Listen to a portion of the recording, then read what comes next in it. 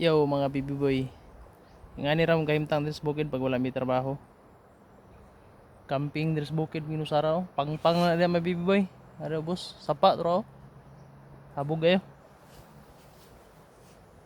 So ingani ang gusto na ko ma-experience kung nakadres bukid kay mo na yung unang rason ni hawa kong syudad tungod ani.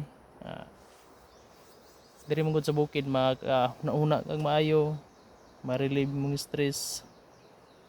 Ya, layo kay ka pang lantaw ba. Camping dire, dendoyan kay dia sa nataran sa balay kana diha. Mapay pagpananom na ko mga kahoy-kahoy init-init pagyud so diri ko sa kuan. Nya ang nakahasol lang diri sa bukid gid karag sulom sa man ay. Oh. Dugukon kag sulom diri.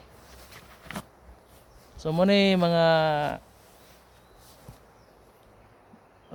kuan ba kanang lingaw diri sa bukid nga gusto pong i-experience sa mga taga syudad. Oh. Ani. Maski inato ra mo pagkaon diri makakaon ra mig nilutoon. Makainom ra pog nay tubig. Pero at least nga imong utok hapsay pauna-una. So maski nga ni rami dire pero ingani na gid mi. Moro na tong way puros video.